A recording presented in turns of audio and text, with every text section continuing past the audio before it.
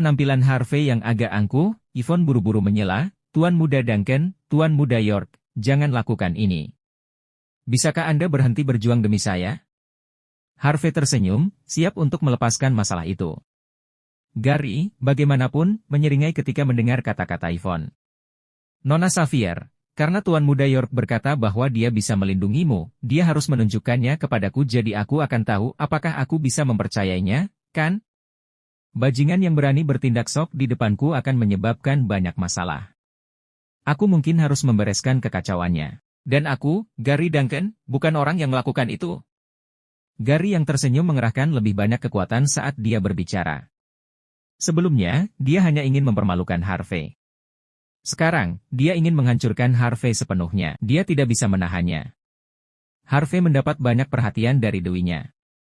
Bagi Gary, siapapun yang dengan gegabah mendekati Yvonne akan terkutuk. Namun, Harvey tetap cuek.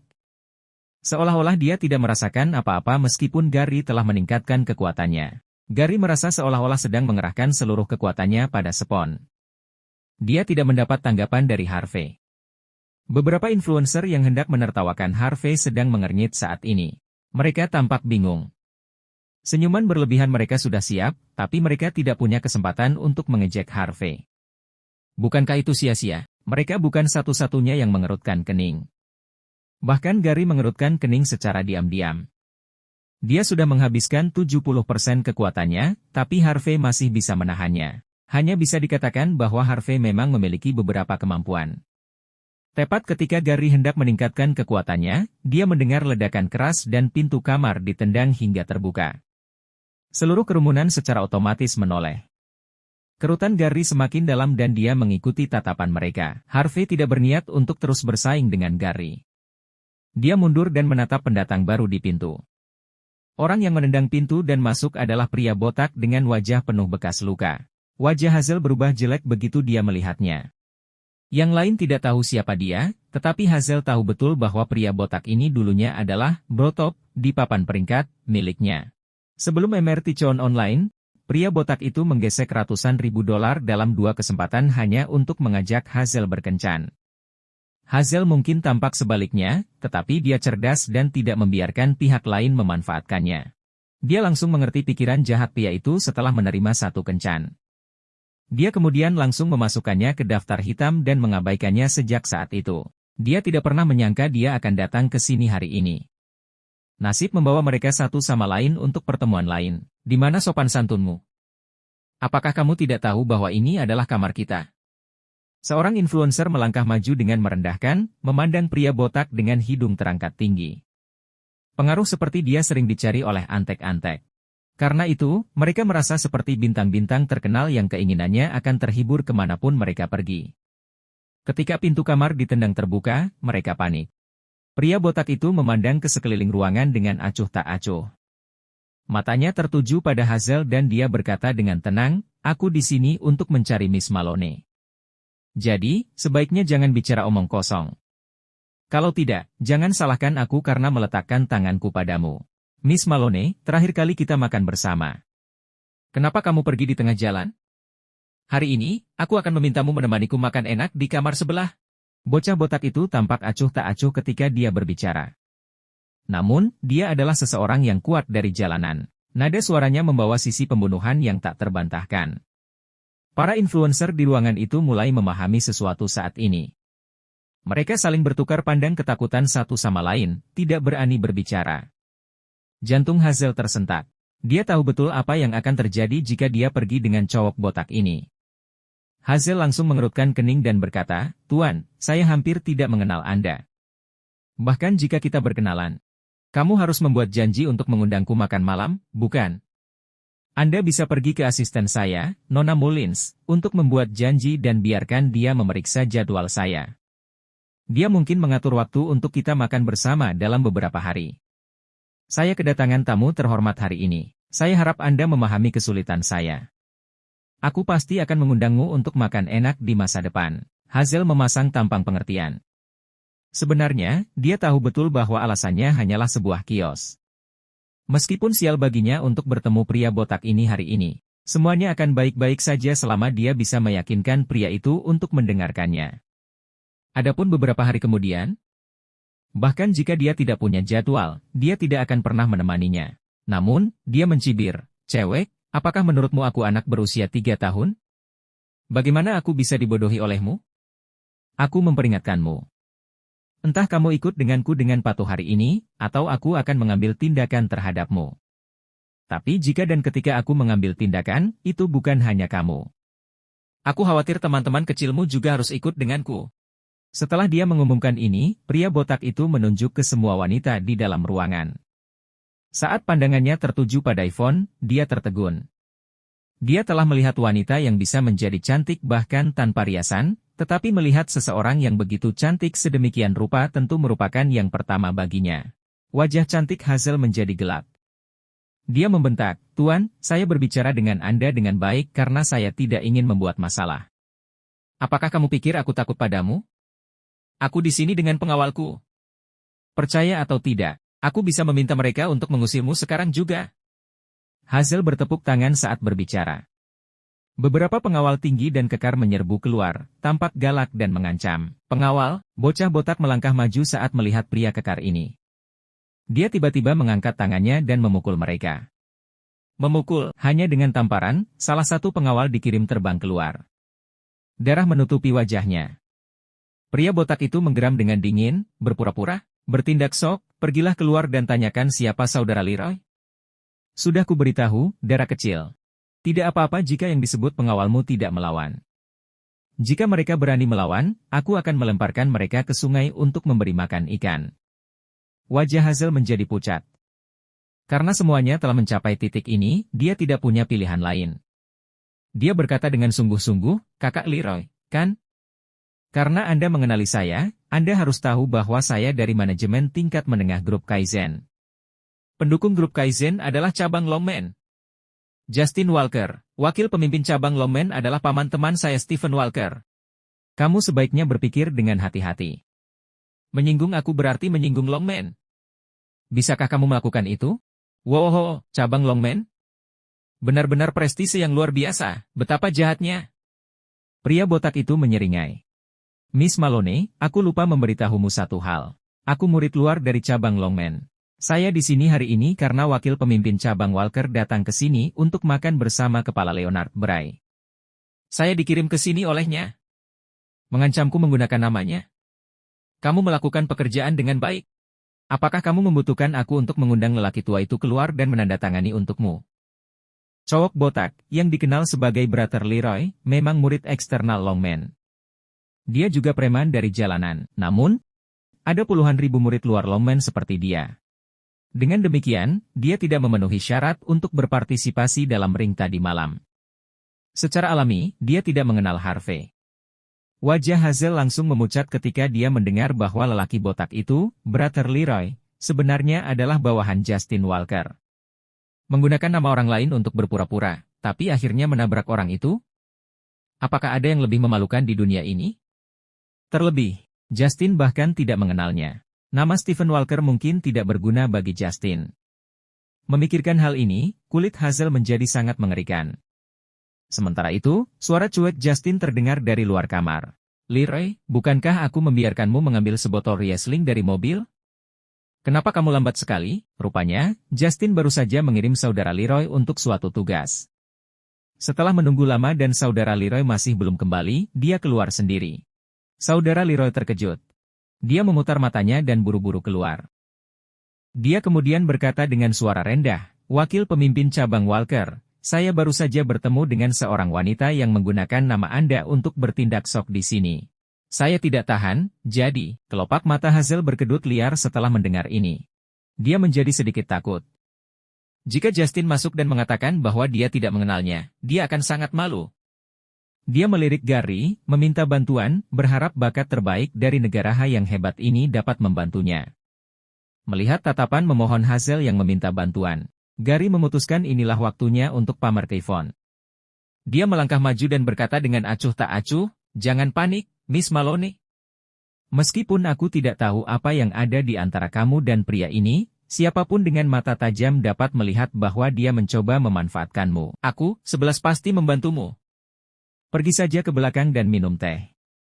Aku akan membantumu menyelesaikan masalah ini. Gary langsung menarik pembatas ruangan ke samping saat dia berbicara. Visinya menjadi jelas. Harvey dan yang lainnya segera melihat Justin dan Chief Leonard Bray, yang berdiri tidak jauh di belakang Brother Leroy. Selain mereka, ada juga beberapa loyalis fanatik dari keluarga Justin. Mereka mungkin ada di sini untuk makan dan mendiskusikan kejadian kemarin. Harvey tidak menyangka akan bertemu mereka lagi di sini. Tanpa memberi kesempatan kepada orang lain untuk berbicara, Gary melangkah maju dengan tangan di belakang punggung dan mengumumkan dengan dingin, "Semuanya, saya Gary Duncan. Saya juara seni bela diri campuran. Miss Malone adalah salah satu orang yang harus kulindungi. Tidak peduli siapa yang datang hari ini, jangan pernah berpikir untuk membawanya pergi dariku. Jika kamu pintar, segera keluar dari sini. Kalau begitu, aku tidak akan melakukan apa-apa. Apakah kamu mengerti?" Sambil berkata demikian, Gary membanting pembatas ruangan dengan telapak tangannya. Pembatas ruangan yang diukir dengan indah diretas menjadi dua bagian. Gary masih menaruh tangannya di belakang setelah melakukan ini dan memandang rendah orang-orang dengan merendahkan. Justin dan Leonard Bray langsung melirik dengan dingin. Harvey telah memberi mereka pelajaran yang menyakitkan tadi malam, dan mereka masih sangat kesal karenanya. Namun, mereka tidak menyangka melihat Gary bertingkah sok di sini, dari semua tempat. Yang terpenting, pembatas ruangan yang dirusak Gary sangat mahal. Kepala Leonard Bray tertekan. Saat berikutnya, mata Leonard Bray dan Justin berkedut dan tubuh mereka menegang. Ini karena mereka melihat Harvey berdiri diam di antara kerumunan. Baik Justin maupun Leonard merasakan kulit kepala mereka kesemutan saat mereka melihat Harvey. Harvey adalah orang yang paling mereka takuti saat ini. Dia bahkan lebih menakutkan daripada Raja Neraka itu sendiri. Seseorang baru saja dicabut semua kekuatannya oleh Harvey. Satu lagi telah terbang keluar setelah dipukuli habis-habisan oleh Harvey. Bagaimana keduanya berani sok ketika Harvey ada di sana? Harvey mengangguk lemah, menyapa mereka dalam diam. Keringat dingin di dahi Justin langsung bercucuran. Dia mengatupkan giginya dan menoleh ke Brother Leroy. Dia berkata, "Leroy, kamu bilang seseorang di sini menggunakan namaku untuk menggertak orang?" "Ya." Itu wanitanya, Brother Leroy mulai berkata. "Tampar." Justin langsung tergerak untuk menampar Leroy. "Aku tidak setenar itu. Aku hanya wakil pemimpin cabang Longman biasa. Apa yang salah dengan wanita terhormat ini menggunakan namaku? Apa aku bilang dia tidak bisa?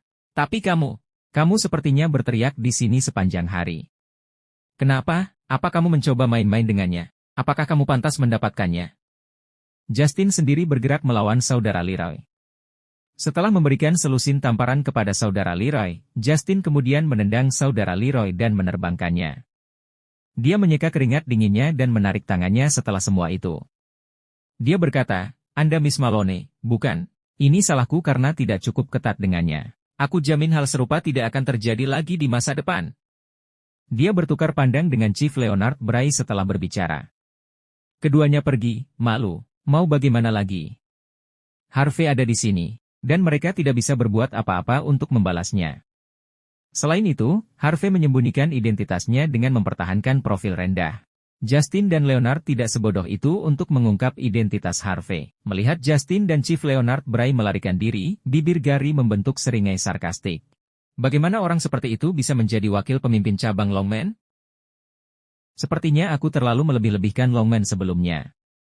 Aku akan menemui pemimpin cabang Longman yang baru dan menantangnya jika aku punya kesempatan. Dia mungkin akan menyerahkan posisinya saat itu. Gary berbicara dengan tenang, tetapi para influencer wanita menatapnya dengan kagum dengan pipi yang memerah. "Tuan Muda Duncan, Anda benar-benar luar biasa. Anda bahkan meretas pembatas ruangan yang begitu tebal menjadi berkeping-keping hanya dengan tamparan. Ya. Justin dan Chief Leonard Bray tidak berani sombong padamu. Itu terlalu luar biasa. Lupakan Mordu. Bahkan di seluruh negara yang hebat, berapa banyak orang di generasi muda yang memiliki kekuatan seperti itu? 10 talenta terbaik dari negara yang hebat? Apa? Kamu harus menjadi talenta terbaik nomor 1 dari negara yang hebat. Semua influencer ini berasumsi bahwa Justin dan Leonard ditakuti oleh Gary. Mereka sangat bersemangat, mereka merasakan sensasi gatal di antara kaki mereka dan bahkan tidak bisa menyilangkan kaki mereka. Hazel juga menghela napas lega. Dia menatap Gary, tampak seolah-olah dia telah menemukan pendukung. Dia tersenyum dan berkata, Yvonne, kamu telah menyaksikan kekuatan Tuan Muda Duncan. Siapa yang bisa dibandingkan dengannya di seluruh negara besar, ha? Atau seluruh Mordu? Siapa yang bisa dibandingkan dengannya? Demi keselamatanmu, aku harus memutuskan untukmu hari ini. Kamu harus membiarkan Tuan Muda Duncan melindungimu apapun yang terjadi.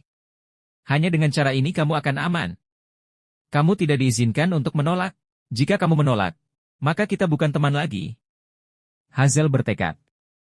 Karena Gary telah menawarkan begitu banyak bantuan, dia tentu saja harus membalas budi. Wajah Yvonne berubah. Dia tidak menyangka Hazel begitu tegas. Namun, Yvonne sangat tidak menyukai Gary. Tapi karena keadaan sudah mencapai titik ini, Hazel pasti akan terlihat buruk jika Yvonne menolaknya. Yvonne hanya bisa menghela nafas putus asa. Hazel, bukan topi itu aku ingin membuatmu terlihat buruk. Hanya saja masalah ini harus berdasarkan siapa cepat dia dapat. Karena saya telah mengundang Tuan Muda York untuk melindungi saya, maka saya tidak bisa mengabaikannya begitu saja. Selain itu, Tuan Muda Duncan benar-benar jagoan. Bahkan wakil pemimpin cabang Longman harus menunjukkan rasa hormat kepadanya. Tentu sangat merendahkan orang seperti dia menjadi pengawalku. Aku benar-benar tidak mampu membelinya. Jadi, mengapa tidak membiarkan Harvey melindungiku saja? Adapun Tuan Muda Duncan, kita bisa membiarkan dia tetap di belakang kita dan mendukungku. Biarkan saja Harvey menyelesaikan masalah sepele. Aku akan meminta bantuan Tuan Muda Duncan saat menghadapi sesuatu yang tidak bisa diselesaikan. Mengenai bayarannya, Anda tidak perlu khawatir, Tuan Muda Duncan. Saya akan membayar 2 kali lipat sesuai nilai Anda. Ini adalah tanda kecil dari penghargaan saya. Terimalah, Yvonne pasti bermain poker dengan mereka. Dia tidak hanya menolak permintaan Gary untuk menjadi pengawalnya, tetapi dia juga tidak mempermalukan Hazel dan Gary sama sekali. Hanya bisa dikatakan bahwa wanita ini memang luar biasa. Dia hampir tidak melakukan kesalahan apapun yang dia katakan atau lakukan. Tidak ada yang bisa menemukan kesalahan sekecil apapun dalam tindakannya. Gary mengerutkan kening. Dia tidak pernah mengira Yvonne masih akan menolaknya meskipun dia sangat kuat. Tapi dia selalu percaya bahwa semakin mengesankan seorang wanita, akan semakin menantang. Dia juga tahu bahwa terus menuntut penerimaan Yvonne dengan paksa hanya akan membangkitkan ketidakpuasannya. Gary hanya bisa tersenyum dan berkata tanpa terlalu memaksa, Nona Xavier, Anda adalah orang yang akan saya lindungi dengan sepenuh hati. Karena Anda ingin saya tetap tinggal dan mendukung Anda, maka saya pasti akan menghormati keputusan Anda. Mengenai bayarannya, lupakan saja. Aku akan melindungimu demi dirimu. Jika itu orang lain, tidak masalah bahkan jika dia memberi saya jutaan dolar. Tidak ada orang lain yang layak membuat saya bergerak. Melihat bahwa Gary memiliki keterampilan bertarung yang hebat dan juga memperlakukan gaji jutaan dolar seperti tidak ada apa-apanya, para influencer yang hadir merasa akan pingsan. Mengapa ada pria yang begitu tampan dan murah hati di dunia ini? Saya benar-benar ingin melahirkan anak-anaknya. Hazel tidak bisa lagi memaksa Yvonne karena Gary sudah mengatakan itu. Jadi, dia hanya bisa berkata, oke. Karena kalian berdua telah membuat keputusan ini, maka kita akan mengikuti pengaturan ini. Meskipun dia membenci Harvey dan merasa bahwa Harvey hanyalah sebuah gangguan. Karena Yvonne mengakuinya, Hazel tidak bisa berkata apa-apa. Paling-paling, dia hanya bisa membiarkan ayahnya mengantar Harvey kembali ke Bukuot setelah kembali ke rumah. Seperti itu, dunianya akan menjadi damai kembali. Gary dan Yvonne juga bisa bersama. Tuan Muda Duncan sangat baik pada Nona Xavier. Aku iri padamu, gumam Hazel. Saya bertanya-tanya kapan, bro teratas, di papan peringkat, saya akan muncul. Dia pria sejati. Saya ingin melahirkan anak-anaknya. Tidak ada orang lain yang mendengarnya, tetapi Harvey kebetulan menangkapnya. Harvey menggigil, tampak tak bisa berkata-kata. Jika Hazel mengetahui bahwa dia adalah bro teratas di papan peringkat yang ingin dia nikahi di masa depan, dia bertanya-tanya ekspresi seperti apa yang akan ditunjukkan Hazel saat itu.